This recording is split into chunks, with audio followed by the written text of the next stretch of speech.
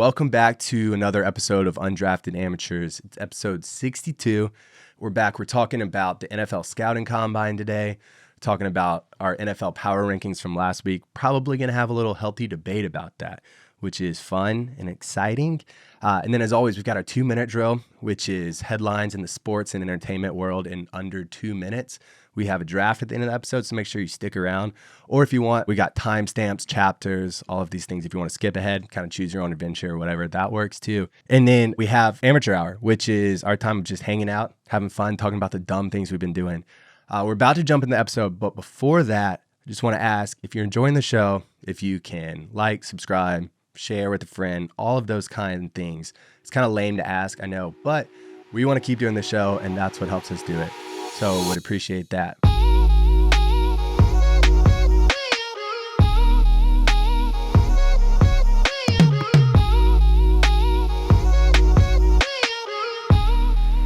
One thing we completely forgot to talk about last week, the Cam Newton scuffle at a youth football camp. He should have kept Brock Purdy's name out of his mouth.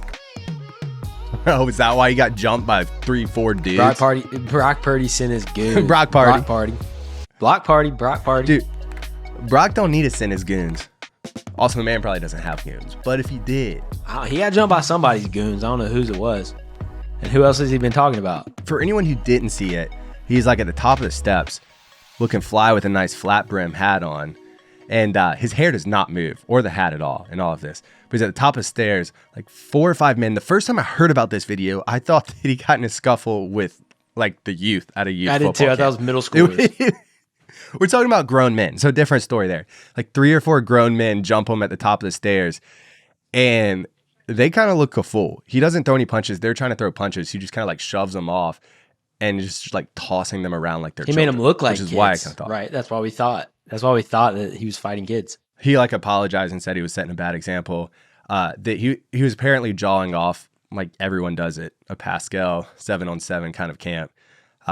And I guess someone got their feelings hurt and tried to jump him. I heard there was like some connection where one of the other coaches used to either coach him or like was like related to somebody that used to coach him or something like that. I don't know if you heard the same thing. Interesting. I didn't hear either way. That makes sense though. Yeah, I don't know how true that is. It was like on an Instagram comment. There's no telling. Because we know Instagram comments can be wild. And always accurate. Always true. Accurate. I don't feel like it's like a bad look for Cam though. No, I mean, obviously not. It was hilarious. His hat didn't move. His hat didn't move. How you get jumped and your hat stays on doesn't even move an inch. I think what's under the hat? Maybe it's his hair coming through, or I don't know what was up, but that was sick. Also, I'm not saying it's a good look to get in a fight at one of these camps, but if you get jumped by it's not a fair fight. 1-on-1's a fair fight. If you get jumped by like 4 people, they look silly. And you don't even throw a punch? You still don't even throw a punch. Yeah. Like, it's not a bad look. No, not a bad look for him. That's not a bad look. Bad look for them. He made them look like his little brothers. Like when your little brother tries to hit you. Well, you are the little brother, so this probably happened to you, I'm sure. But when your little brother is trying to hit you and you just hold him and are laughing, that looks like what Cam was probably. I don't know, he probably wasn't laughing at the time. But yeah, from like Cam's side, not a bad look. From their side, you get your feelings hurt. You try to jump the man with a group of people and still look silly. If there's anybody going to try to jump, why Cam is if you're going to jump any quarterback, Cam might be one of the last you're going to jump. Man's sturdy. Dude, that's a big man. That was kind of wild seeing that. Yeah. Hope he's all right. I'm sure he's all right. He didn't look fazed by it. He's totally fine. And then I saw on his 4th and 1 YouTube channel that I think he talked about it, and I went to watch the video and it had been taken down. So I don't know what's up with that, but who knows? Lawsuits. Yeah, probably something along those lines. I mean, he can't get sued for that. Maybe he's suing. Maybe ruining somebody's reputation. Can you get sued for that? Defamation. Just by holding Amber Heard in there where they're trying to beat him up. I've gone back and watched the video. Even today, I watched it like 3 or 4 times, and it kind of gets funnier each time I watch it. It's pretty funny. Like you watch the hat not move, you watch everyone else. The hat's the best part. It just looks like a cartoon. And then one dude comes like flying out of nowhere to like throw a punch on him and looks like he just bounces off. That's the one that get me. I think it's a dude in a white shirt that comes in. It almost looks like he swung the wrong way and fell that way.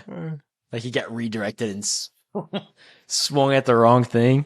I mean, I feel like that's the epitome of like a child fighting his big brother or something, and you like try to start swinging, and they just use your momentum against Yeah, you. and you like throw their shirt over their head or something, and they're just Yeah, and like swinging. spin them around. Yeah. That's what the dude in the white shirt looked Oh, yeah. like.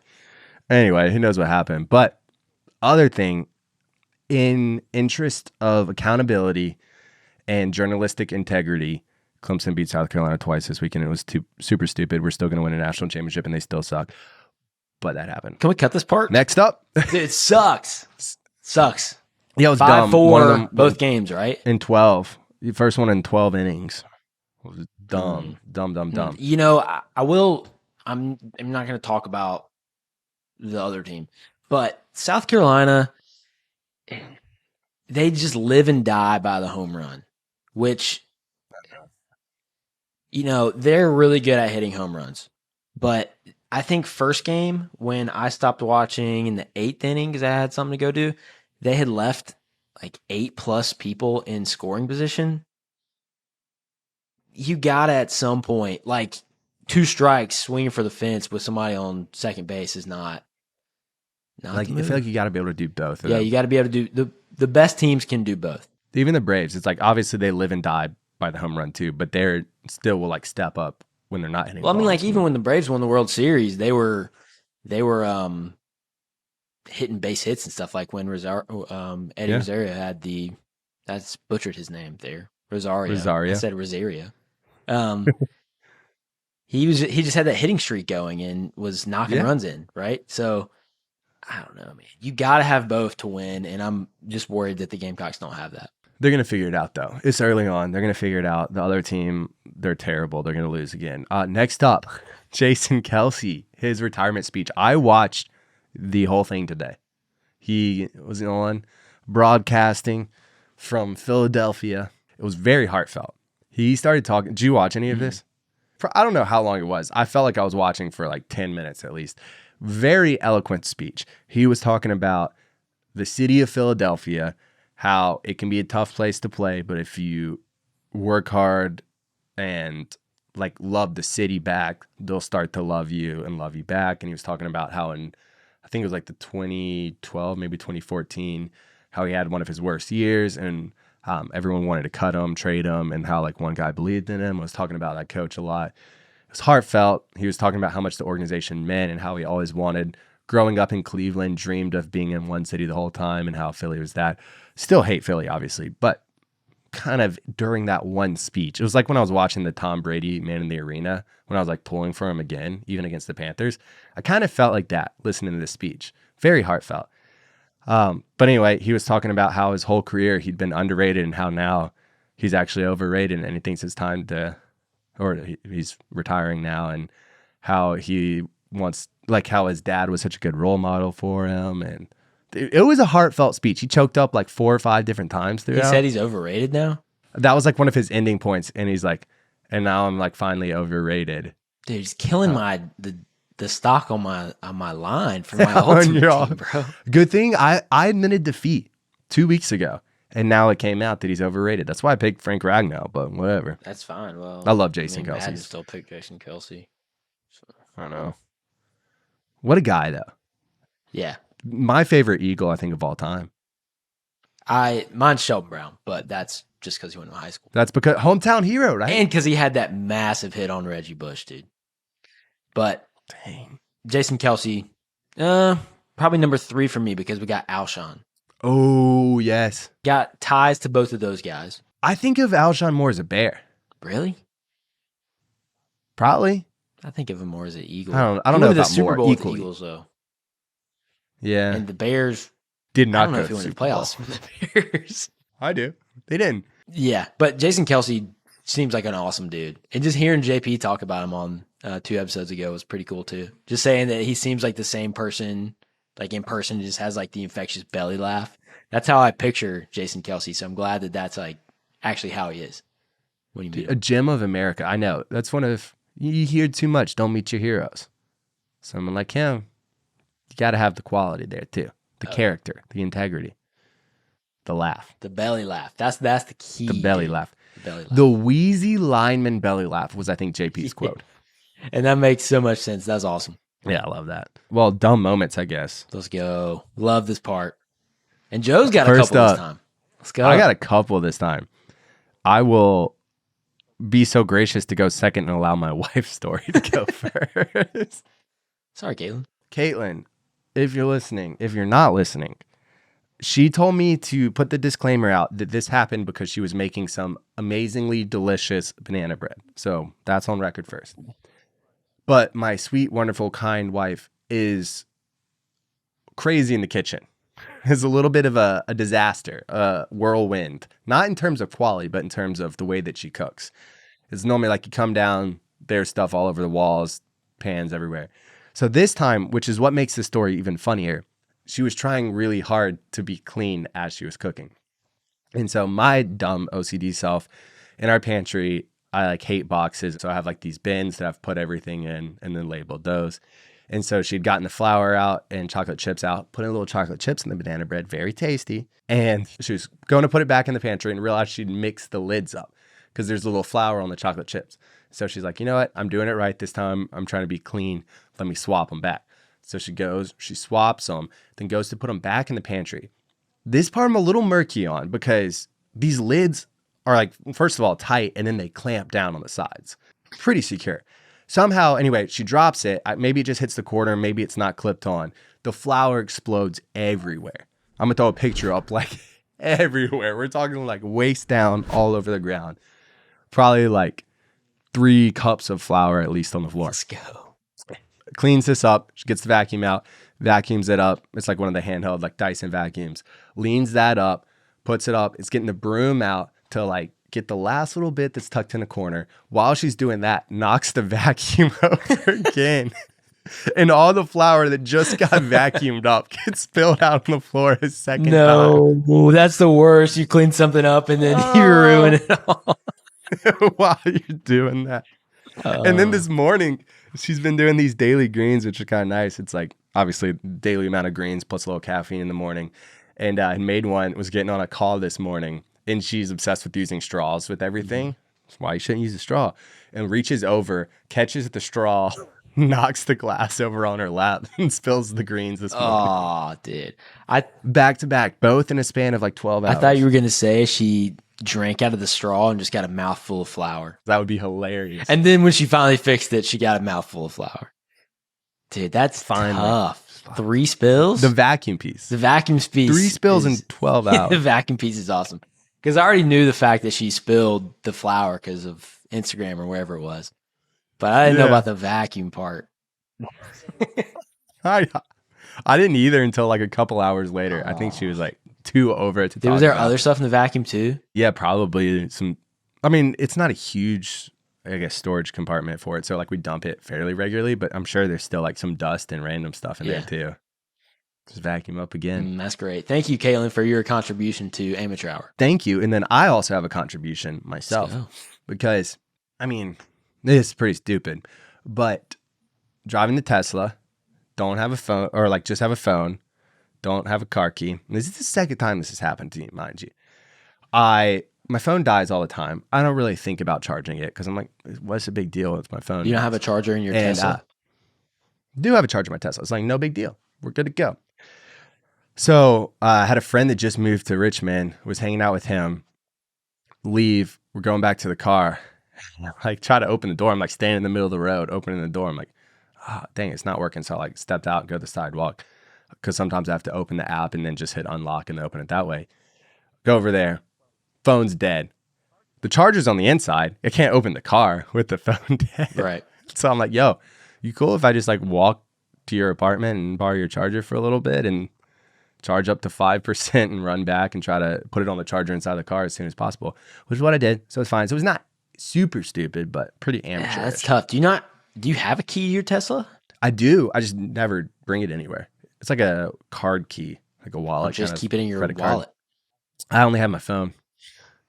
But I Do you have all your a wallet, cards I guess, on the on back your of phone? it. I have 2 cards. I have my ID and 1 card. That's all I carry. Yeah, it's probably stupid. I know. Yeah. Well, I mean, I leave my wallet all the time by accident. Dude, the first time I did it, though, was way worse than this time. I think it was like November when I did the I guess Sunday night to Thursday water fast. It was like day 2 maybe of it. And I was going to Walmart. I was like, I'm going to grab a couple jugs of water. So I'm like better about drinking water all day. And for some reason, I thought my phone had been charging all night and it hadn't. So I get in the car and it's at like 2%. Dang, you're on that milk level. I was like, I should just set it down on the charger while I'm driving down to Walmart. Literally driving down. Walmart is like 300 yards from my house, maybe. And I'm like, I should set it on. And I didn't even think at all about the car. And I was like, no, it'll be fine. I'll be back. I can charge it. It's all good. So I drive down, go to Walmart, get the water jugs, come out, go to the car, unlock it. Phone's dead. And it takes me way too long because it's the first time I've happened to realize I can't get in because of this.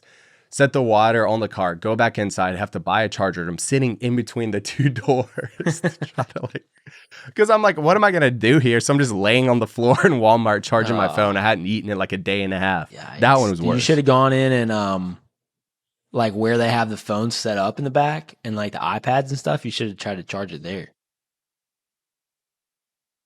That's smart. That would have been a pro hour. Yeah, it would have been. If you're driving your Tesla and your phone dies, does your car just shut off? No, you might keep going with that. Oh. It'll beep at you though. It'll just be like screaming at you like you need to buckle your seatbelt. Right. All right. Mine is not necessarily my fault, but it's still pretty stupid and a colossal waste of time.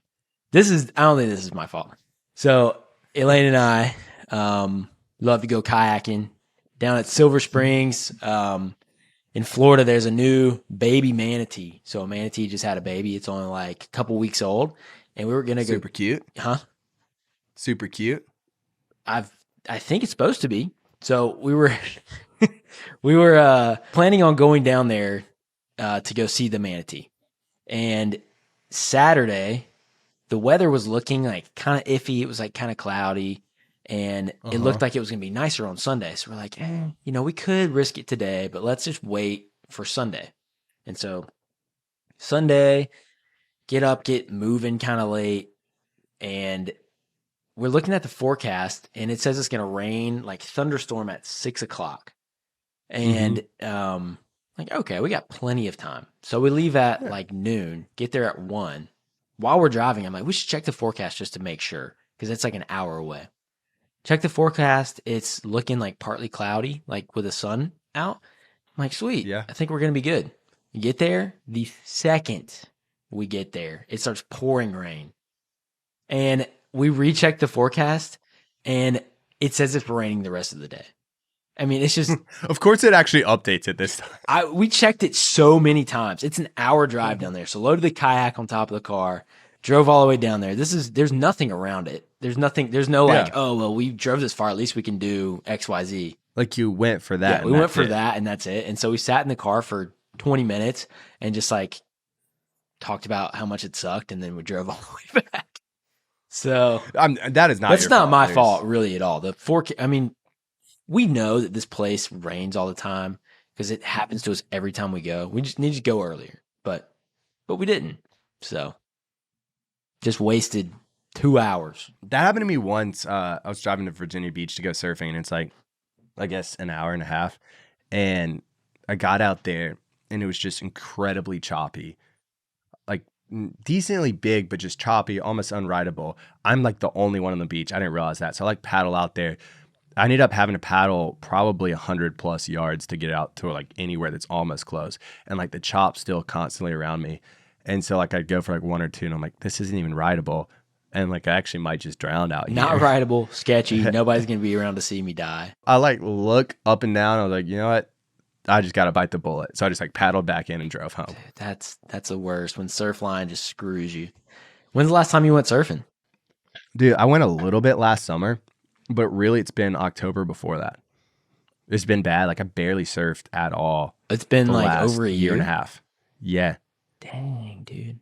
I know. I mean, I surfed a little bit this past summer. I had a couple small days, but just not much this summer. I really haven't had much since this past summer either. Gonna hit Nazare? No. Actually, I mean, the time of year it is, it won't be big. Still the sharp rocks, but... I think we can hit like little Nazare, right? That would be so slick to just say we hit Nazare. Don't they got like kids Nazare? Boogie board in Nazare? What's up? We do need to go check that out, just look at it. I know I would love to do that. I'm nervous that if we go look at it, you're gonna like be like, dude, let's go in the water. You act like I would do something like that. It's not like So me. when we were in Costa Rica, this is a story for everybody. Costa Rica is known for, there's this one break in Tamarindo that is right by a river that is full of crocodiles. And they're having people get attacked by crocodiles in said river. And there's an entire beach of a great break. We're having a blast out here. As soon as we go to the beach, me and my other buddy, we're like, Joe, we're just staying on this break that is clear away from the potential crocodile area. It looks great. Like, there's no reason to go over there. We hop in the water, and Joe goes straight there. Doesn't even try the original plan. Goes straight to the break where there could potentially be crocodiles. And it was the exact same. It wasn't breaking anything. It was like 5% better. Okay, well, I don't think 5% is worth crocodiles, bro. Anyway, Joe just loves danger, loves going out of his way to Fran Wise, if you're listening, this things. is not true. Yeah, no, it was all a joke. Not true. My name's Joseph S. Wise. Joseph Safe Guy Wise. Safe Guy Wise. That's my nickname, right? Yeah. Mr. Safety. Mr. Safety. I'll keep him safe, Fran. Got you. Should we hit Iceman or a 2-minute drill? Iceman's good too. Let's hit that. I'm excited for it. Let's hit Iceman. Let's go. What's up, everybody? This week's Unsung Hero goes out to Trey Hondras of the Marshall Thundering Herd baseball team. You see, Marshall has had a baseball team since 1928, but for the last 96 years, they haven't had a home stadium. Yeah, that's right. Marshall, the Thundering Herd, have failed to have a home stadium for the duration of their baseball program. They played at other municipal parks, including in recent years their non-conference games at a YMCA facility, and their conference games 50 miles from campus. It's ridiculous. I can't imagine another D1 program is sitting through this. But they're also really bad at baseball, so it kind of made sense to not give this team a big field to work on, but they're improving to their credit.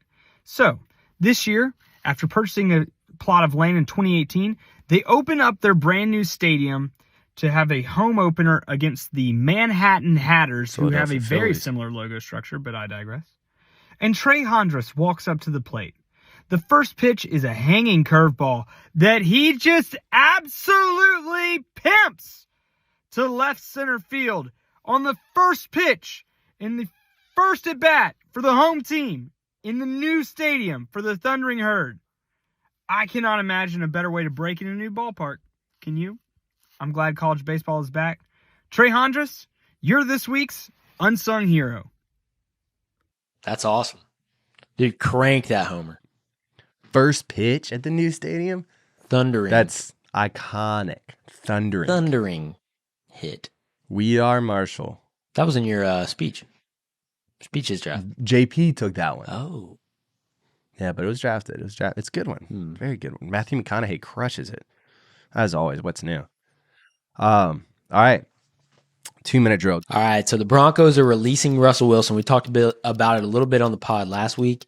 They're just releasing him, not trading him, nothing like that. They're letting him go. It's crazy. I don't get it. But a little after a year after LeBron took over as the NBA's all-time leading scorer, he crossed the 40,000 point mark on March 2nd with a layup in the second quarter, which is just crazy. Dang, that's a yearly salary. Caitlin Clark made history on Sunday, scoring 35 points to break Pete Maravich's all-time NCAA scoring record. But don't forget about girl from Francis Marion that Iceman brought up last week.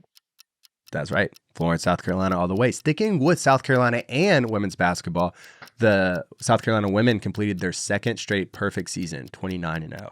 Sticking with women's sports, we got softball. Louisiana beat Oklahoma 7-5 on Sunday to snap the Sooners' 71-game winning streak. That is just an insane streak. 71 especially in a games. game in a sport like softball, where pitching and stuff matters so much. Long time. It's a long time. And then Money Manziel, said that he's going to boycott the annual Heisman ceremony until the NCAA gives Reggie Bush back his 2005 Heisman because, quote, it doesn't sit right with my morals and values that he can't be on that stage with us. So he's not giving up his Heisman. He's just giving up being there. I wonder how much the committee really cares. The San Francisco Giants signed third baseman Matt Chapman to a 3-year, $54 million deal. And with the last 15 seconds, We'll get into it more later when we talk about the combine. But we have a new fastest 40-yard dash time at the NFL Scouting Combine, which is pretty fun. Beat John Ross by .01 seconds. Boom. That was pretty good clock management Nailed right it. there. That was pretty good. So I think we need to expand a little bit on the Russell Wilson Yeah. releasing. What the heck? I don't get it, dude. What's the point of that? Dude, it just seemed like the Broncos were out on Russell Wilson this year no matter what after the first year. And he had 90.8 QBR, which is... Or passer rating, right? Yeah, passer rating. So... Dude, to get nothing from him? You could have gotten something. I still think that a Deshaun Watson deal's crazier. But just releasing him after 2 years of this, that's pretty stupid. And that didn't include any of his 5-year deal, right? Wasn't he on his like whatever you call their like little pre-deal thing? I don't know if this was like right when they signed him or shortly after, but they gave him a 5-year, $42 million extension, and he didn't play a single snap of that. Dang.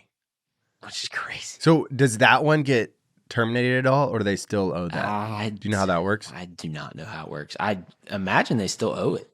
If they're able to get out of that by cutting it during this, that's the only thing that makes sense. Yeah, that's the only way. Because I thought they were like getting rid of him because when Sean Payton came in, he realized there were more pieces that needed to be fixed. They were trying to, instead of just having a high-dollar quarterback, build the rest of the team. It wasn't like he was, because stat-wise, very middle of the road this year. Like he wasn't by any means a bad quarterback. So it just doesn't make sense to cut him unless it gives you the opportunity to build the rest of the team. Because that's why I thought the whole reason he got benched was. I don't know. Not a GM in the NFL. Probably should be, but that's another story. What I'm seeing is they owe him $85 million. Okay. Better than 240. Yeah, I guess they get some of that cut. That's the only thing that will make any sense. I don't know, man. I don't know what's going on there. Well, where do we think he ends up now? I still like the Raiders? The Raiders, personally. I think that's fun. What was your prediction? Because that was a good one, too. Steelers. Dude, I just don't know if I actually think that the Steelers are going to move on from what they have. I think they should. I think if they got Russell Wilson, I think that's a good move. The Steelers are a pretty good organization, though. I think they'll make a good choice. Should we jump into the combine then? Let's jump in with verticals and broad jumps. And speed. Okay, let's talk about quarterbacks first. The biggest headline from this was Caleb Williams. He decided not to participate in throwing, which that's not that crazy. Jaden Daniels didn't either. I mean, it makes sense if you're almost a unanimous #1 overall projection. You can't really do anything to help your stock. I get that. But he decided also not to participate in any of the medicals for it because, and I quote, he goes, "Not 32 teams can draft me. There's only one of me." And so he goes, the teams that I go visit for the day, they can have that. No one else. I do not like Caleb Williams. I also don't think that's a terrible move because he has to have some kind of lingering or like underlying medical thing going on that he doesn't want all the other teams to know about. And if that's the case, and you know you're going top 2, top 3, probably top 1, only giving your medical history to that team is not a bad move, I don't think. Or I guess even if there isn't major underlying, like anything small. Yeah, anything like that could be like a lingering thing. I really don't hate that. I hate the way he does things. I don't hate the fact that he did that. That's where I was going with this. It's like you're sitting out. I get it. If you're the top of a draft class, there's nothing really you can do to improve it. And even if people would say like with JJ McCarthy, he ended up throwing. I thought that was awesome.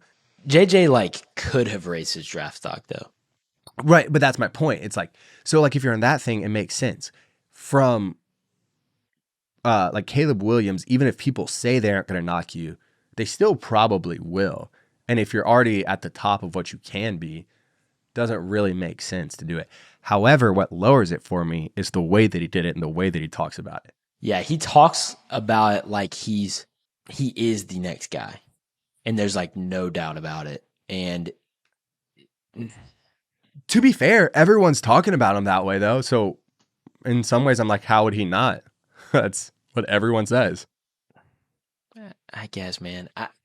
And there have been people like this in the past that have recovered from things like this. Like Eli Manning. You never think of him as like a cocky douchebag player. But when he was getting drafted, I forgot what team it was, but he said It was the Chargers. It was the Chargers. Because they had number one. They drafted him and traded him. Yeah, he literally said, sure. I will not play for them. However, I did look more into this, and I don't know because I was too young to really like grasp more of what was happening at the time. So I remember hearing about it. What I'd seen after the fact is there was more of like the culture around the Chargers organization and things were going on that he'd had a lot of mentors saying like that we don't think this is a good place for your career to end up. So that was like more of the reason for it. I mean, I don't know. I don't fault him for that. I think, maybe more people should do that with crappy teams. And because with quarterbacks, especially, you get stuck in a bad situation. You have a couple years to prove yourself. And then everybody looks at you like whatever your first couple years were. And you get tossed 100%. around the league. So maybe more people should do that. I guess that's what I was saying with it. It's like, I don't really know enough about that situation, but to me, that's different. I don't know. Caleb Williams rubs me the wrong way. I was just making a point that like, this isn't the first time somebody has done something anywhere like this, but gosh, Caleb Williams just seems to do it in the douchiest way possible. I've been saying for a while that I don't think that he's the talent that people are saying he's going to be. I personally think he's going to be a draft bust. And the way that he acts makes me feel better about having that opinion because I don't like pulling against players, but he's just been like driving me nuts. I mean, dude paints his fingernails with, not going to say any words, but some derogatory words about the other team. Like, I'm out on him, man. Also, if he's as good, the generational talent that people are talking about, then surely he could have led Southern Cal to be better than 7-5. I agree. Counter argument, though, I just saw where Cliff Kingsbury was Patrick Mahomes' coach at Texas Tech, right? You would think they would just dominate. They actually had a losing record with Patrick Mahomes as their starting quarterback. So there are, which is just crazy. So I think there are situations where a quarterback can come from like a team that underperforms. But on the flip side, the fake USC has so much talent that you would think with Caleb Williams at the helm, they would have had a better record than they do. I just was thinking like with Southern Cal's schedule, obviously they have the top heavy teams, but there's a lot of mediocre teams I thought they should have beaten. But the other thing with Cliff Kingsbury that's interesting is he obviously the Texas Tech one. Then he was an advisor or consultant with Southern Cal last year. Now he's with Washington. That's why I feel like Washington is going to try really hard to move up to 1, which is why I think Chicago should do that. Yeah. What did you say Chicago should trade him for?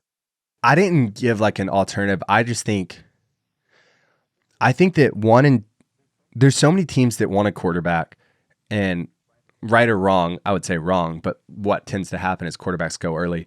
I think that you could get Marvin Harrison probably 4. And I think the Bears need to get Marvin Harrison Jr. Like, yeah, that's the person. I'm like, we said it last week. I think it's like, I think that he's the generational talent type player. It's like, go try to get him. So if you can trade back to Washington, probably get like a compensatory pick or something, maybe trade back one more time or use your other one, trade up. I think you can just leverage it well. Set yourself up in future drafts, this one, build the rest of the team from not having one. Like people, look what the Panthers did. It's like people will go crazy to get that number 1 pick. The Panthers did. If I were the Bears, I would capitalize. Bringing this back. Sell the team, David Tepper. Yeah, sell the team. Do the Panthers have a first-round pick this year? Yeah, they have number 1 overall. Oh, crazy. I bet they are really looking forward to that. Mm-hmm.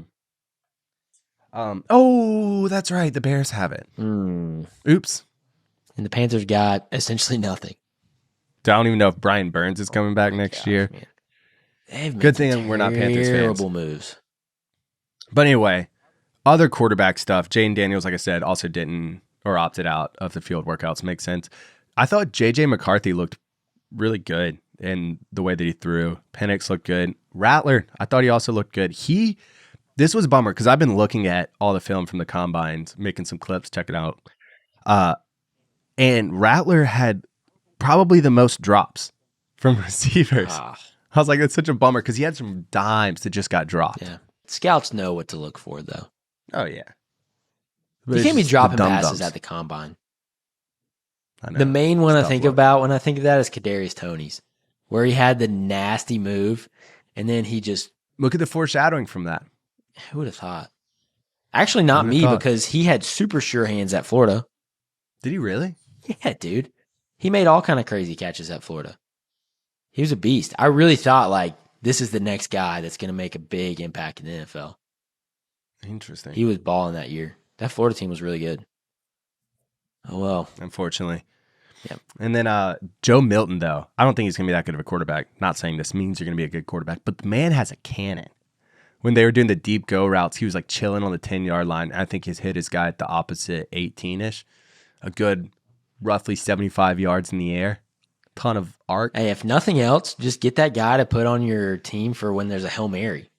You know, you don't even have to get that far. Just set up on the 20 and throw it into the end zone. Just launch it. The opposite 20. Seriously, he could, which is crazy. Yeah, that's insane. So the last quarterback we're going to talk about, Keaton Slovis, had the fastest 40 of quarterbacks here with a 4.55. Pretty solid for a quarterback. Keaton fast fist. Yeah. I wonder what the fastest quarterback 40 of all time is. Who do you think owns it? I don't know. Off the top of your head, who do you think has the fastest 40 for an NFL quarterback? Is it Vic? I don't know. Ooh. Don't look it up, though, because I have more trivia for you. Ooh. The top of my head goes, I think Anthony Richardson was in the 4.4s, right? I think so. My thought goes Vic. I feel like he's a 4.3 guy, but he might not be. He might not have run. That's the other thing. Yeah. Like who actually ran? Lamar. Ooh. What's your guess? I'm going to look it up, though. You just can't see. I think it's got to be Vic. That would be, if he ran, I think Vic would have the fastest. Yep. It is. So the fastest, it's Vic at a 4.33. Quarterback. That's quick, boy. Oh, I forgot RG3 was a 4.41. I did forget about that. I would have thought he would have been faster than that. Like in the 4.3s. I mean. Yeah, dude. 4.4s are slow, dude. Yeah. It's tough. Well, I mean, it's crazy. Like when you're in high school and everybody's doing like a fake 40 time, everybody's running like 4.4s. You're like, if you run like a 4.6, like it's like, oh, dude, you run a 4.6. Yeah, with my stopwatch, you ran a 4.6. And they're probably all like 4.7, 4.8s. But people are running 4.4s and 4.3s.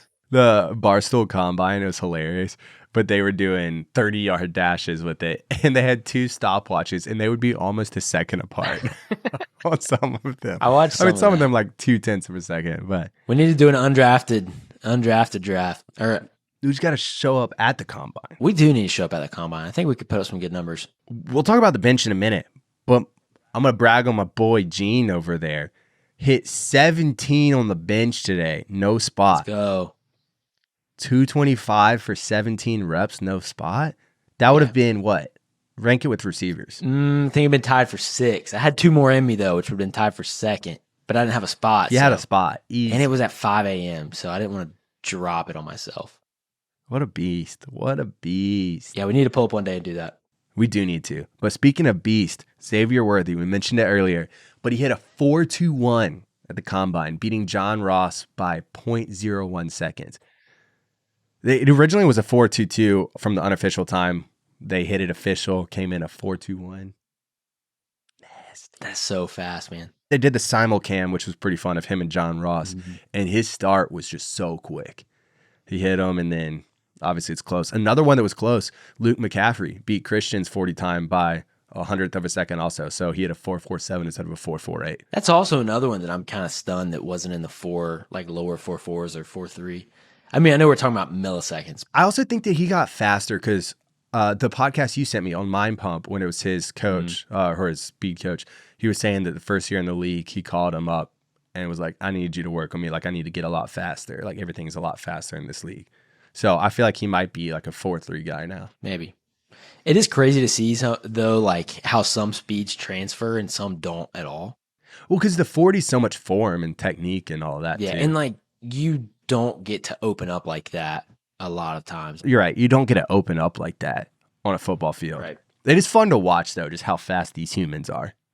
Like Ross hit, or not Ross, Worthy hit 24 miles an hour on that. That's fast. Crazy. Dude, the That's crazier fast. thing is you put those guys on a track and they're still getting beat by track guys.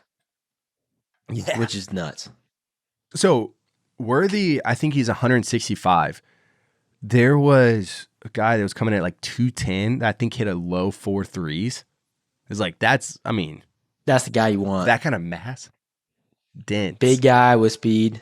9 receivers, though, were sub 4.4, including Xavier Legette. Legette, dude. Another steal of the draft. His vert was 40 even.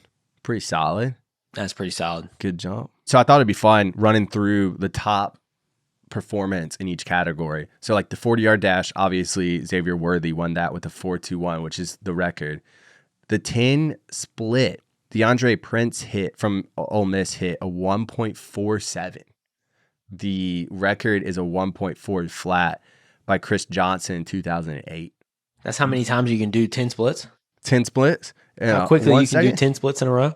Dude, imagine if you could do 10 full splits in sub 1.5 seconds. Crazy.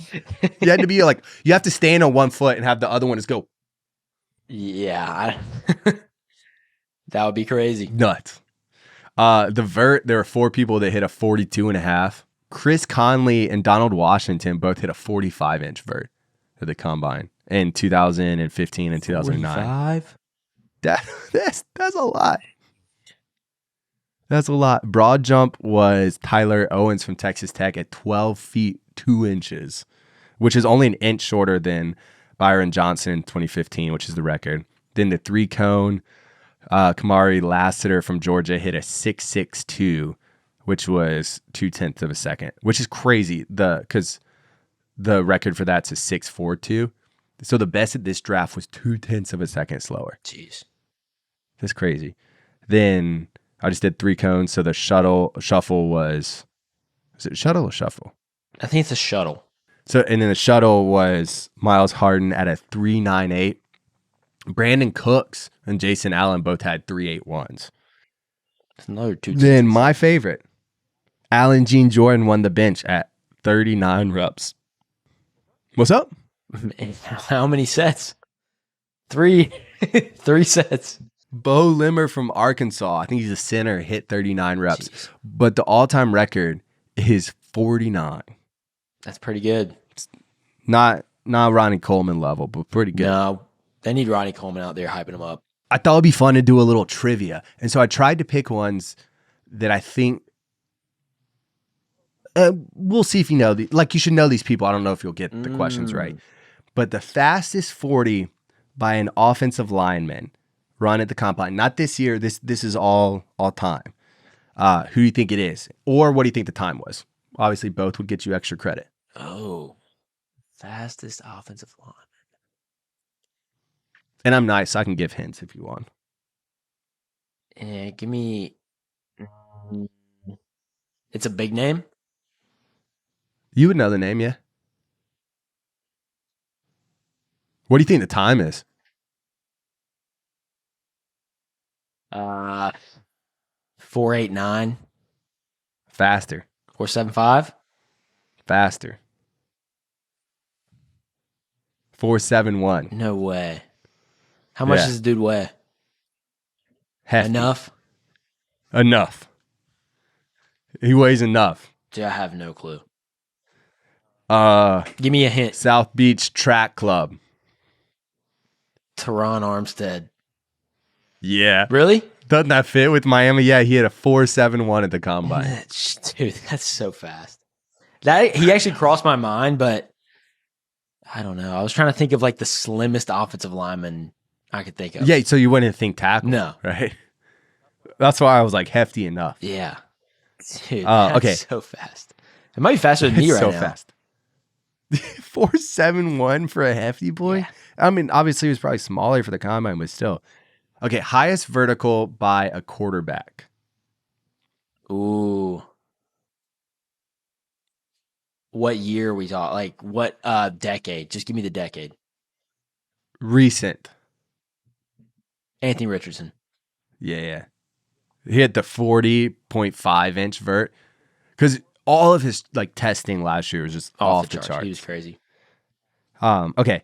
Best 20-yard shuffle time, shuttle, shuffle, whatever it's called, by an offensive lineman. That's not Teron Armstead? It's a different offensive lineman.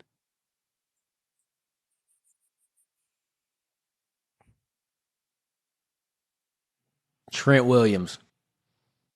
Jason Kelsey No way. at a 4.14. Jeez. Okay, then this is the last one I got for you. This is the top 3 quarterbacks on bench.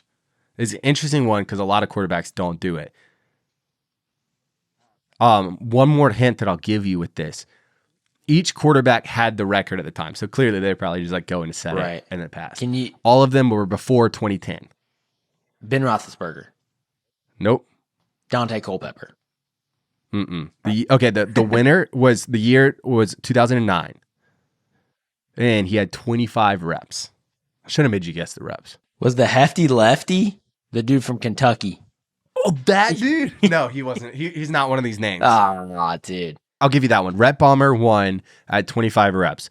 So next up in second place, this person did it in 2007, hit 24 reps. 2007. Big name guy? In college. NFL career, less so. I mean, you would definitely know this person. He went to Notre Dame. Notre Dame in 2007? Was on the cover of an NCAA game. Brady Quinn? Yeah. How many did he have? I thought that was 24. Dude, I do not think of him as a big guy. I know. That's why I thought that's hilarious. What? Last one, third place at 23 reps, which is why I think they were just trying to go for the record and stop. This person did it in 2006. Yeah, back-to-back years. With one more rep. So this person, you would think more for their NFL career. Also, probably you would not have thought of this person. Like you'd probably go like Tim Tebow or someone like that. Oh, that'd have been a good guess. Not who we're talking about. Oh, man. That's who I thought you were talking about with the hefty lefty at first. No, dude. I lefty. think his name. I remember now. when Jared Lorenzen. That sounds right. Yeah. I might have to go look at some of his highlights later. Give me a hint on this guy. He played in Denver and in Chicago. Jay Cutler. Yeah. That one makes sense. Actually, I think I saw that somewhere not too long ago. The Jay Cutler hit like 20-something on bench. Yeah. 23. I just thought that those two names, the Rhett Bomber, that one, whatever. Yeah. But the Brady Quinn and the Jay Cutler, I thought that was Brady hilarious. Quinn throws me off big time. I would have never in a million years thought Brady Quinn. But I guess a lot of quarterbacks don't do it. Yeah. I stand by. I think Ben Roethlisberger could pump out some reps on bench, and Dante Culpepper did. And Tim Tebow. Jamarcus Russell. Ooh, yeah, he could probably. Cam Newton. They're all big dudes.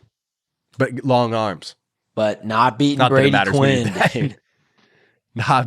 Or Allen. Neither one of those. Anyway, I thought that'd be some fun little trivia to do. Yeah, it was But before we finish talking about the combine, we'll talk about the draft more later and all that kind of stuff. But it's probably fun to talk about who we think the combine positively, in fact, impacted the most. You know, who raised their stock. You got any guys? Number one for me is Ricky Pearsall from Florida. Real good. I mean, if you watched him at all this year, he was one of those sneaky good guys. Had one of the best catches I've ever seen. Saw it live, actually. It was pretty sweet. Did you see that one where he that was nasty. You saw it live? You were at that one? Got hit? Yeah, I was at that one. That was the craziest catch by far this past regular season. I think or past it. That's one of the craziest catches ever. Yeah, in traffic to And do he got, that. he got That's what's hit by crazy two about it. guys after catching it. And held on to it. He showed out at the combine, though. 40-yard dash, 4.41, vert of a 42, broad jump 10.9, and then he benched 17 reps on 225. So that was the key. Someone else can do that, but still, Yeah, I it's wanted the time this morning. That's why I went to the gym. Those are good numbers, man. 4.41, 42-inch vert, and a 17 rep on the bench. good. Those are good ones. I think the 40 obviously helped Xavier Worthy. You can't run the record and that not boost your stock up a lot. It'd be dangerous if he ends up with the South Beach Track Club. We need him there. The rest of the NFL is not ready for that. But so obviously his helped. Also, Ladd McConkey hit a 4.39. Lad. That surprised me. Also very underrated guy. I also thought that JJ McCarthy throw-in, that was a good move for him. It seemed like there was a very positive reception of him.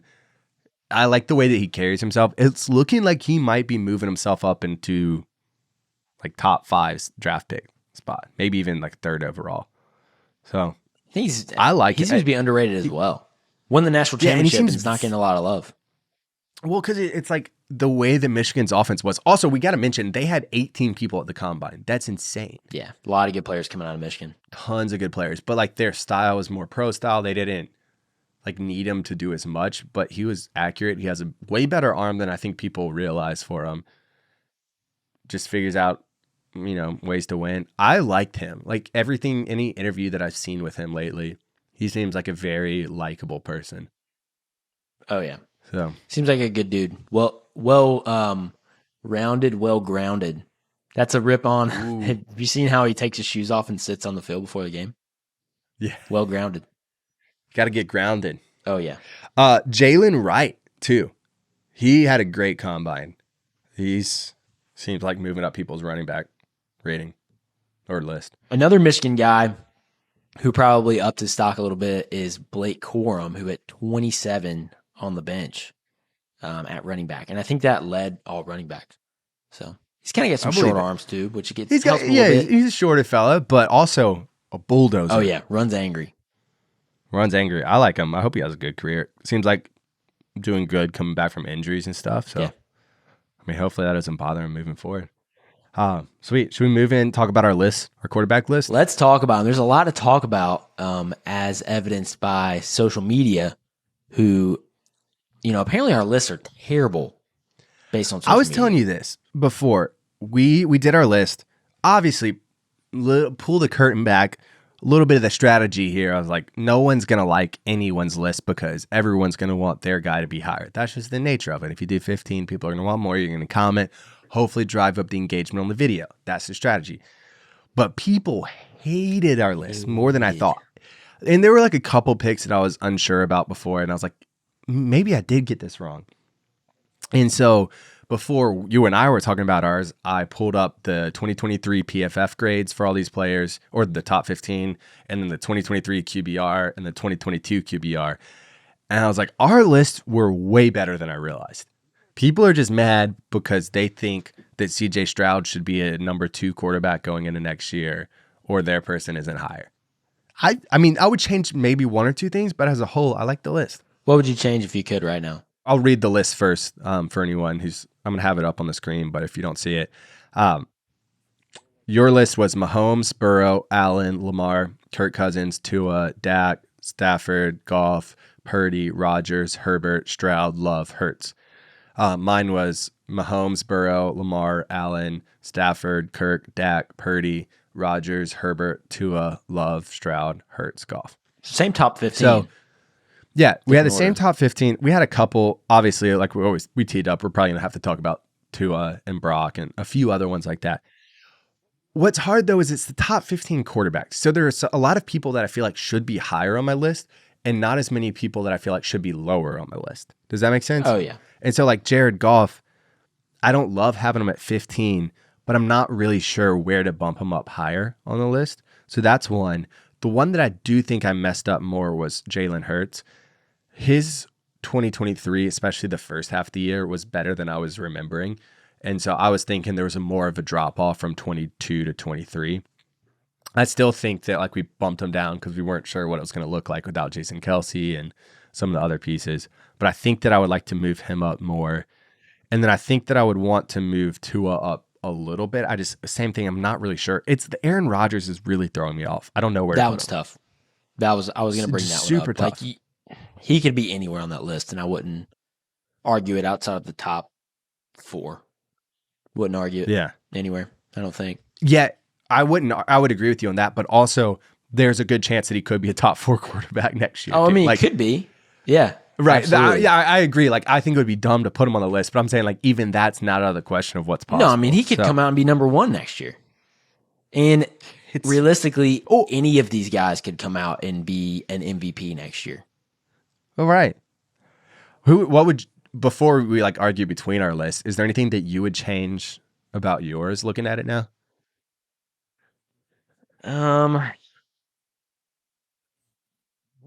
No, I don't think so, man. Maybe Herbert a little bit higher, but similarly, I don't know who I'm moving down. I'm really happy with Goff and Stafford where they are. One I would not, and I read a few comments on this one.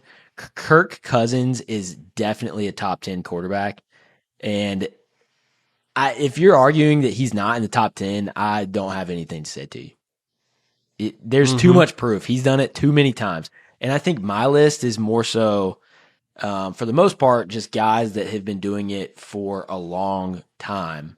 That's why I have Stroud and Love a little bit lower, because they're just coming onto the scene, smaller sample size. They look great, but I would say they're not super proven yet. They've only been doing it for a year. And what I would add to that one, because both of those guys I felt like should almost be top 10 on my list. And they might they could improve even more and not have a sophomore slump. But CJ Stroud, both of us have him at 13 on our list. And people were like, he's a top 5 quarterback. Easy. Y'all are ridiculous. What's up with the CJ Stroud hate? Looking at his 1-year sample size, the PFF grade had him at 13th in the league with an 83.1. If you look at QBR, he was 15th in 2023. So, yes, was he an amazing rookie? Yes. Do I think he's going to be a great quarterback? Would I be happy? Yes, yes, yes. All of those things. But he could have a sophomore slump. And even if he doesn't, if he's just on par, we ranked him accurately. Exactly. Number 13, exactly where the PFF was. And we didn't even look at it. We were just guessing. I love that. I did this on the episode last time off the rip because I left my list at work. So that's a little bit on me. But I again, I don't know that I would change anything. Before we get into the Tua Brock debate, I do think Tua could probably move down a few spots. Maybe. But who would you move up above him? That's the problem. I don't know. I would feel dumb putting Dak above Tua. You could argue Stafford above Tua. You could put Rodgers above Tua.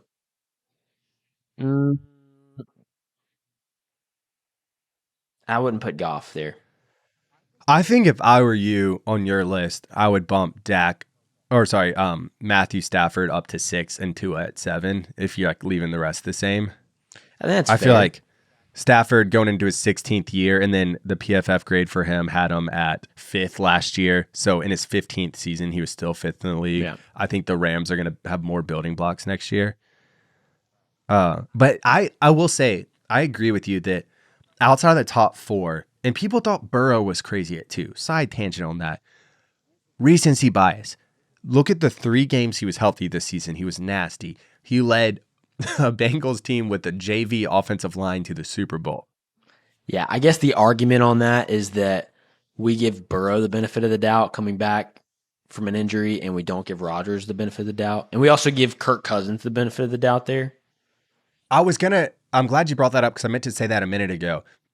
With Kirk and Aaron Rodgers, people are saying it's like the same thing. They're both coming back from Achilles. And if anything, Rodgers is not on the back, like the plant foot Achilles. So in theory, he could come back from better. The thing for me is he's on a completely new team. We haven't seen with him doing this. And that team's the Jets. I think say it again. The team is the Jets. The team is the Jets that he's on. We're cursed at quarterback. And like, it's just enough of a question mark when any tenured quarterback goes to a new franchise, even if they haven't been in the league that long, goes to a new franchise, like there's a lot of We questions. saw with his predecessor. Yeah. On a very And so similar, if not same team. That's my thing with there. But where I was going before those two rabbit chases is outside of the top 4, it was really hard to figure out like 5 and 6 for me. And I feel like no one fits that mold. And likewise, I feel like way more people should be in the top 12 than are. So that's like what's a little bit hard about the list. I don't feel bad about leaving anybody off the top 15 though. Diving into your list, and I want you to come into mine. It's tough for me that you have Tua at 6 and Purdy at 10. I understand you can say Purdy really only had a year and a half. If you count playoffs, it's like borderline a 2-year season. He played 9 games last year.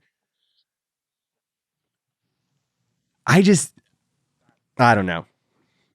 I think that Tua's a little bit more accurate when the play goes well. I think if he hits his first or second read, Tua's an amazing quarterback.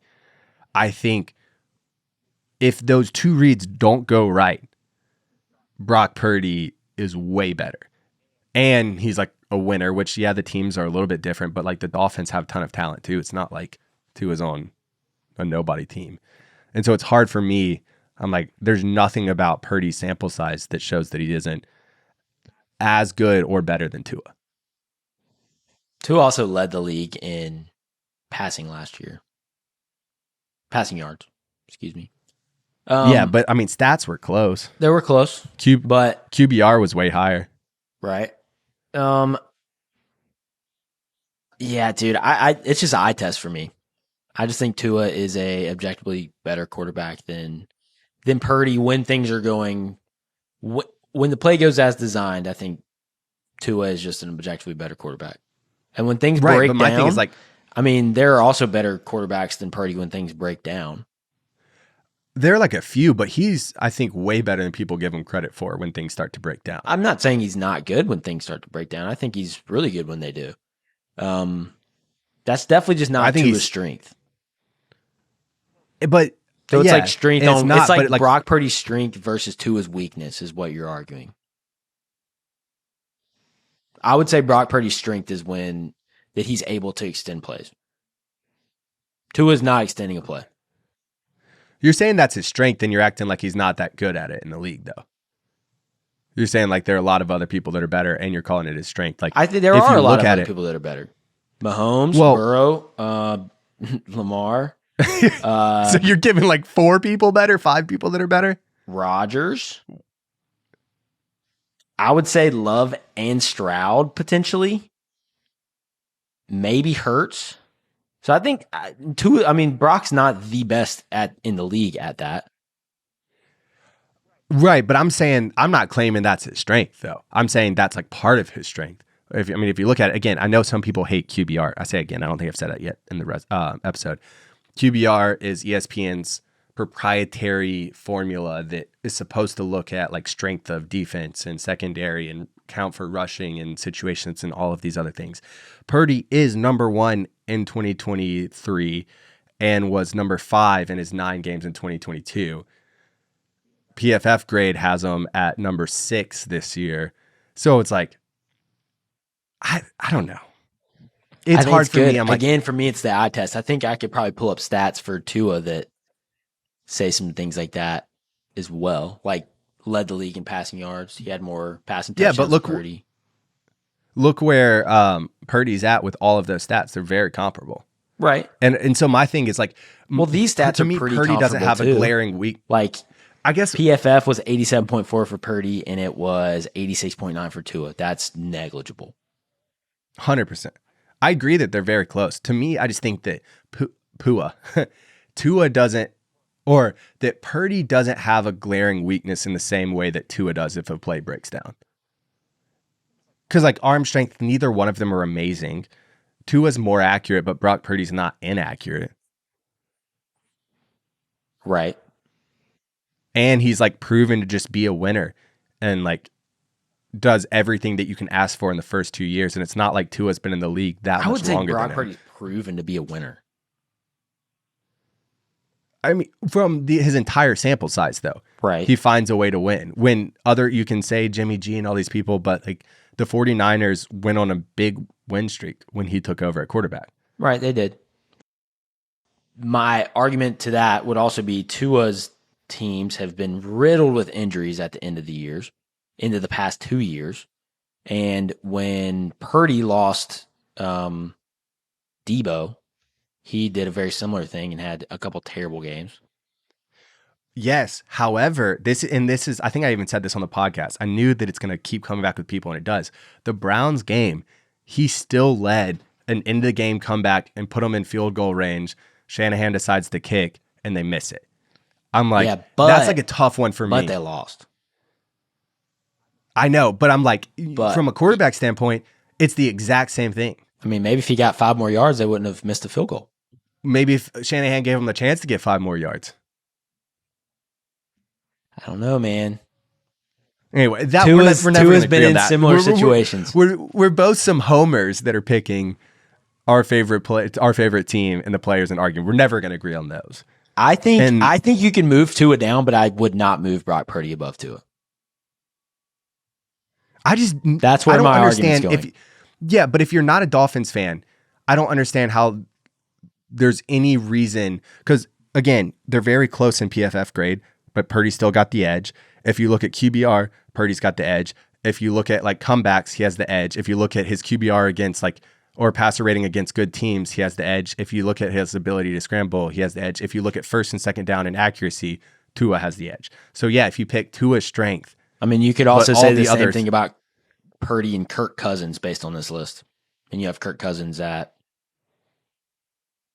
6, 7. But there's a lot more sample size from Kirk. There's not that much more from Tua to I don't know. And Purdy. you're saying sample size with Stroud and Love, but then you have Purdy, who has not much more of a sample size. I think 9 games plus an entire offseason is a big difference. Yeah, it's fair. It's a good amount. Anyway, besides the Tua and Purdy one, is there anything else that we really disagree with on each other's list? I don't think Goff's 15. Where would you who would you move him behind though, or ahead of? Because I agree. I think I said that early. Purdy. Nah, that's just dumb. I don't think that's just ignorant. I don't think that's dumb, bro.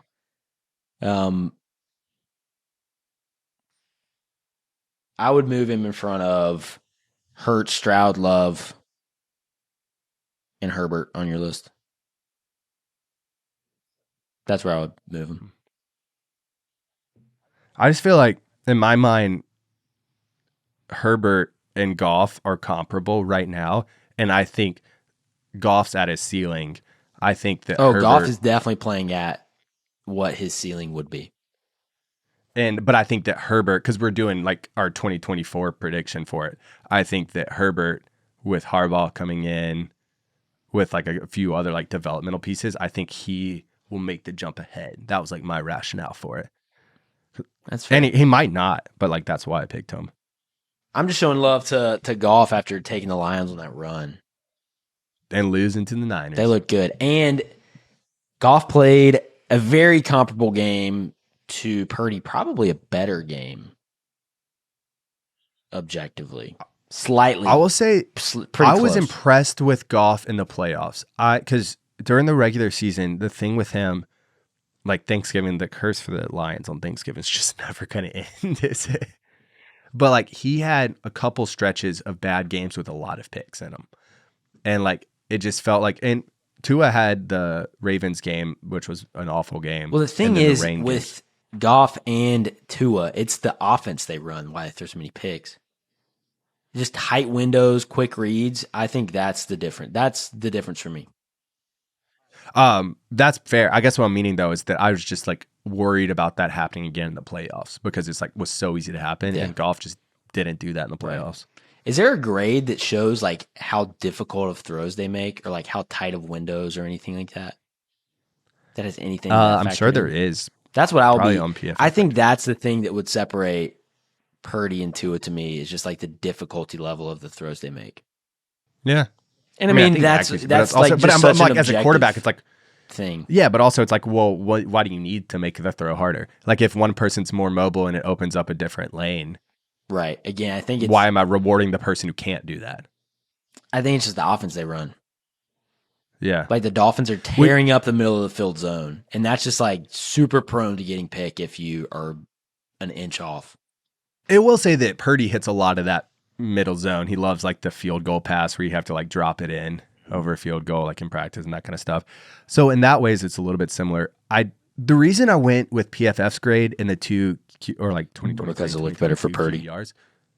No, because I'm like, these are supposed to be the most objective factoring in these situations. So instead of handpicking different stats like touchdowns, even passer rating, completion percentage, all of these other things, I was like, let me try to find the formulas that are supposed to be factoring in strength of opponents, all of these stats factored together, which these two are supposed to be the most objective ones. And another random thought is you said that you were giving Herbert a little boost because you think he's going to make some moves under Harbaugh. Mm-hmm. I'm giving Tua a little boost because I think he's going to have an MVP season this year. Listen, I think I would I think I'm going to put money on that actually. Like just a slight amount of money, not a whole bunch. I would love to see Tua step up. One thing I haven't brought in is I just don't feel like he has the clutch factor that he did in college. He just hasn't showed it at all in the NFL. And I want to see it. Again, I think it has to do with the year he had, not this past year, but the previous year where he had those injuries. I think that's playing a huge role. And hopefully this offseason they can continue to work on that and grow him in that way where he's not thinking about that constantly. I don't know that he is, but it seems like he is. Right, because it's like, even if he thrives on the first and second down, the first and second read early on, all of that quick progression kind of stuff, that's great. Like, I'm not saying change your strength. Like, if he's as accurate as he is and all of these things, keep that up. But football isn't always in the ideal, especially late in the year. People get hurt. You're playing better teams. Plays start like blowing up more. And it's like, I want to see like that one switch that flips with him where like you don't have to run much, but like, can you step up and make that one run when you need it? And instead of sliding, fight for the extra 2 yards. It's the difference in a first down and punting. This is the year. Like, I hope that's what I'm saying. Like, I hope it is. So I'm giving him the boost because I know they're working on that this offseason. McDaniel's got the boys on it. Yeah. I would love to see it. He's getting the boost like that for me. We love it. The last thing I'll say, I guess a quick note, and then the last one is that I think you had Allen above Lamar. I had Lamar above Allen. I think I would go with yours and having Allen at 3. Even with the interceptions and stuff, he's just, I don't know, just steps up. Just feels different. Game changer. In the situation you were just talking about, it feels different. And so I think that I think I even said last time that it's a toss up, like it could go either way for me. But I think upon sitting on it, I would put Allen at 3. I think recency bias makes me want to put him at 2 and Burrow at 3. But I think that I would regret that once I started watching the way that Burrow hopefully comes out healthy and plays. Yeah. Same here. And then the last one, though, the real last thing I was going to say is that I felt almost guilty for leaving Trevor Lawrence outside of the top 15 and set it back half of the league quarterback. The only list he made is he was number 15 on the PFF's 2023 grade with other quarterbacks who were out. And if you look at the QBR coming in number 13, who we got there, Joe? Gardner Minshew. Yes, sir. Again, lateral move for the Jags. Don't want to bring it up too many times, but also don't want to let it slide under the rug because it has been a lateral move so far. Maybe it'll pan out one day. And this is why I say, even because Trevor Lawrence was the last generational talent before Caleb Williams, if you have the opportunity at number 1, a quarterback's probably not your answer most of the time. Some situations I think it can be, but especially if your quarterback's already playing well or decent. Yeah. Good. Anyway, should we hit a draft? Talking about some running backs now? Let's hit our draft. All right, we're doing the same thing as last week, but with running back. So we've got 70s, 80s, 90s, the early 2000s, and the 10s. You get first pick, which I'm great with. I would much rather second. Oh, yeah. This one is really tough to have first pick. I've been thinking about it all day. There are a couple good options for first pick. Uh-huh. There's one that keeps coming up in my head, and I don't know that it's the one that is going to get me the best overall draft, but he is the best overall player on this list. You going Barry? I'm going Barry Sanders. I think he's the best running back of all time, and I'm going him in the 90s. Obviously, it's the only decade he played in, and I think he was just way too dominant in the 90s. If it makes you feel better, he would have been my second pick or first pick. I know. And you would not have gotten him, and I knew you wanted him. Yeah. So in every way that I ran this, I just assumed you were taking Barry Sanders first. Yeah, I almost didn't, and because I'm scared of what's going to happen now, but it's okay. Mm-hmm. I'm going Walter Payton with my first pick. I'm trying to decide what decade to put him. I think I'm actually going to put him in the 80s. Okay. Not necessarily saying he's the third best running back. I think he's close, but I think for the decade, he's a good pick. I'm going AP second for the 2010s. Adrian Peterson, the last great running back in a world that moved to passing, just dominating like he did. Yep. And that's the exact thing I didn't want to happen there. Because there's not another good I wouldn't say there's another good option in the 2010s. There's one, but I think he's a tier below. I think, yeah. I agree. Man, Adrian Peterson, beast. Yeah, last great running back. You said it. Man. At least that style. Like CMC, in a lot of ways, I think he's going to go down as a legendary running back, but it's a whole new style of running back. Right. My pick number 2, I got to go 2000s, and I think he's better than AP. I'm going LaDainian Tomlinson. That was the one thing that tripped me up. I'm like, do I go him in the 2000s or not? I think the are you talking about him or AP? No, I was planning on going AP in the 2010s, probably. And so even though he played started in 2007, but I was saying with my third pick, I was like, I think AP is the right answer, but I might go LT for the 2000s instead. So I like that pick for you. Yeah. I think LT is the clear cut 2000s. Grew up with a little Sports Illustrated for Kids poster of him on my wall. Not a Chargers. Oh, I had it too. Yeah, yes, sir. I had Was it it the too. baby blue jersey? Yeah, yeah, dude. it was it was when they had the two-sided ones, right? Uh-huh. Yep. Oh yeah, I think they actually had a couple of him. There was one that was a baby blue and one was in the one's navy. a navy. I have that one too. Yeah. They're both on my wall because he's a beast, man. He was unreal in the 2000s. So happy I got him. Pick number 3 for me. Controversial player for sure, but I don't think you can. I mean, if the glove fits, you got to pick him right. I'm going to OJ Simpson for the 70s. I'll take him in the 70s before all the legal or whatever you want to call it stuff happened. So I'm glad you took him because I was going to take him. I felt a little bit guilty, but also not that guilty because he was nasty. Yeah, he was so nasty, man. I think he's the best of the Dude, 70s. he was a killer on the field. Just killed it. He just killed it. Yeah. Somebody had to do it. I'll do it. Oh, Bad man. Okay. Oh, that's a good one. Okay. I'm going to go Emmitt Smith 90s and then Marshall Faulk 2000s. Yep. That was the other 2 I had. I didn't want you getting... Oh, you'd already done 90s and 2000s. Never mind. That was a dumb pick, but I still have it. I was thinking that you had 90s open, and so you could have hit and should have hit. It's not a dumb pick. We've already hit all the ones that... Oh, yeah. You're good, Haters, Just shut up. remind people.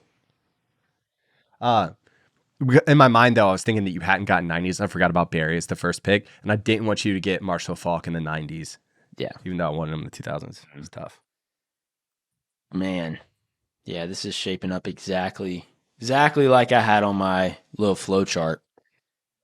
And there's nothing In a I can good do or about bad it. way. Huh?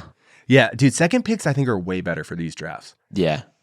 I'll go into how I could have potentially sabotaged you in a little while, but Okay. I didn't want to do it because I really wanted Barry Sanders and I knew you were going to get him. 80s, Eric Dickerson, who actually had more rushing yards and touchdowns than Walter Payton had in the 80s.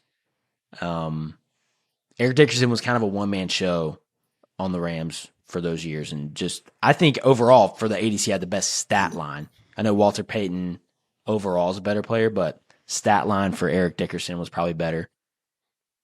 Here comes the 2010s, man. There is not another player like AD in the 2010s, which, did you call him AP earlier? It is AP. It's AD, bro. Adrian all Peterson. Day. That's his nickname. Everybody messes heard that one both, up, but though. his real name's AD. All Heard it day. here first all day. If you ask him, it actually is. Think I got to go beast mode, man. That's my 2010s. That's who I was going to say. I think he's a step below, but to me, that's who I was saying earlier. I think he's the second Marshawn choice. Lynch, I think, is the second best running back of the 2010s, especially if you're going off of highlight tape, dude. Just throwing people. Yeah. Get off me. Get off. Then 70s, Franco Harris. That's how I'll go with, since you did OJ. Yep. Man, I made a list of the two possible teams based on drafts, and these are the exact two teams that I think got. that we ranked them almost the exact same and thought about it the same way, because every pick that you did in your time was who I would have done.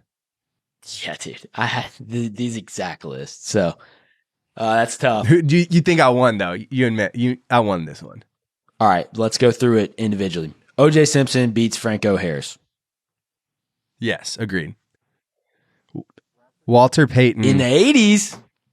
In the 80s? I would still take though. Let's pull up the stat line. Steve Young, Dan Marino. We're giving you Dan. We're giving me Walter Payton. Let's pull up Because the if we're stat making, line. if what we talked about this is that we're picking the best from each decade, and then essentially we're going to have 5 dream teams from it. So are you saying that for my 80s dream team, you would rather have Eric Dickerson than Walter Payton?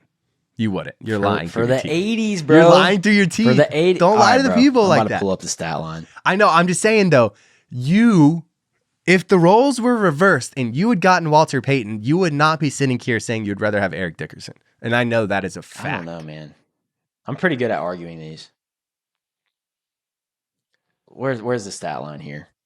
My strategy, though, for getting him in the 80s instead of the 70s was I thought that if I took him in the 70s and you got Eric Dickerson, You didn't have anybody then to pick. the drop off, I could do like Tony Dorsett or something like that. But or And Marcus Allen was the other one. That is how I was going to screw you. So I actually thought about picking Walter Payton in the 70s with my first pick, and then watching you scramble because you thought I was going to pick Barry Sanders, and then you would have had to pick Barry Sanders, and then I guess you still could have picked AP or AD, excuse me, and then all day. I would have had Emmitt Smith left wide open. Mm-hmm. And then I could have got Eric Dickerson and LaDainian Tomlinson with my next 2 picks. Yeah. Which I totally could have and maybe should have done. But every scenario, I wanted Barry Sanders. I was trying to figure out what you would do, and I couldn't imagine you letting me have Barry Sanders. I couldn't do it. Every single time. I wrote down multiple times getting Walter Payton in the 70s, and it just didn't feel right. I was like, it didn't feel right. Barry has to be my number 1 overall pick. And I think that plays into the fact that I just am passionate about Barry Sanders being the best running back of all time. We've clipped it already. It's out there in the world. If Barry would have had the line or any part of the team that Emmitt Smith had, it'd have been insane. I agree with that. I'm just gonna have to go watch Barry Sanders highlights now. So we'll pause the 80s for right now. We'll just say I'll give you Walter Payton. Okay. So then we're tied. 90s, I would take Barry over Emmett. Mm-hmm. I think that's fair. Like, you give me Walter, I'll give you Barry. 2000s. The thing with Marshall Faulk is he really just spread that Y2K time period too. Yeah. So it's like, I think you got to give LT to that. Mm-hmm. Then So you're I saying would take 3 of mine are AP. better. 3 of them are better. But I think that if you're looking at like the drop-offs for it, Emmitt Smith is not that much of a drop-off from Barry Sanders. Eric Dickerson's not that much of a drop-off. First one's not that much of a drop-off. I think the big drop-off is the 2010s. You're right. Which is why it went with AP. I think that's correct. AD, sorry. I think that's correct. I think that's where I think I have 3 out of 5, but I agree that there's a big drop off between Adrian Peterson and Beast Mode, unfortunately. But Marshawn Lynch brings the funny clips and stuff. That is true. Like riding around in the cart, eating the Skittles. Dude, that on the was sideline. one of my favorite videos of all time. I love Dude. that guy. The interviews, feel I'm good winning the about my interview team, game though. every time. It's I'm just facts. here You so got I a don't nice get grill too. fined by Flecko Media Company. Best line of all time. By Flecko. Well, not of all time, but it's a good one. Is real good. I'm here so I don't get fined.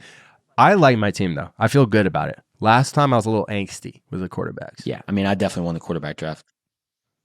Because I love Marshall Faulk too. Like again, if I'm saying just 2000s, I think LT.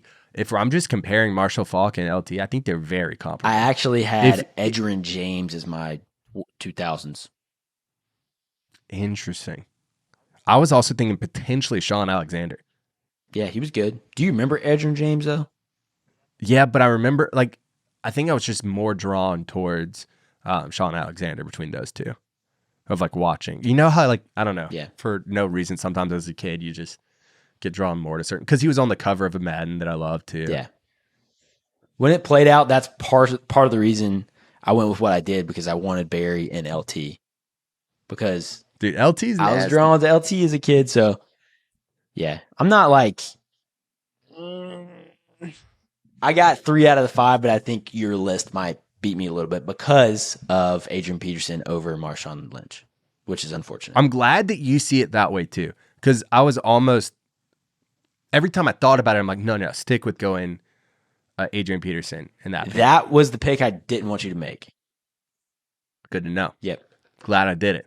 Yep. I'm not succumbing to your mental warfare anymore. Well, no, I could have got you, but I just decided to pick Barry Sanders instead. I knew you knew I was going to pick him. You see what you're doing right now is you're trying to get me to succumb to it now, and I'm still not going to do it. I'm still not biting. My brain is big. If I really wanted you to crumble, I would have picked Peyton in the 70s. But and I would have taken kind of feel bad after your Barry quarterback draft, dude. Peyton Manning's nasty. Anyone who doesn't get that, go watch games. Go watch some games, dude. Watch some games from the 2000s. Man, it's nasty. Who you got as best of all time, though? Best at running back? Mm-hmm. Or best running back of all time? Dude, the reason that I'm doing it, or we're doing this by decades, is because I feel like it's so subjective. I think, you see, LT and Adrian Peterson, I watched. And so there's the nostalgia factor on them. Yeah. Obviously, Walter Payton is iconic. Barry Sanders is one of my favorites from looking back on, but I mean, didn't watch him play. And then Marshall Faulk, I caught the tail end of him playing, and he felt like an icon, a legend at that point. Mm-hmm. I mean, I think you got to go Walter Payton. All right. But Barry Sanders, I don't hate the Barry Sanders take. I don't. Thanks. I'm assuming that's who you would say. I would ask you back, but yeah, pretty passionate about it. I do think your point of if you had replaced Emmitt Smith and Barry Sanders would, I think, unequivocally be the greatest running back of all time. I think you could make an argument for Walter Payton or Barry Sanders. I don't feel the same way about Emmitt. I mean, you could make an argument, but I think watching them play, I don't think Emmitt Smith is. I think he's third. Imagine though, Barry with Emmitt's line and team. Yeah. God, dude, I hate that Barry Sanders didn't win a Super Bowl.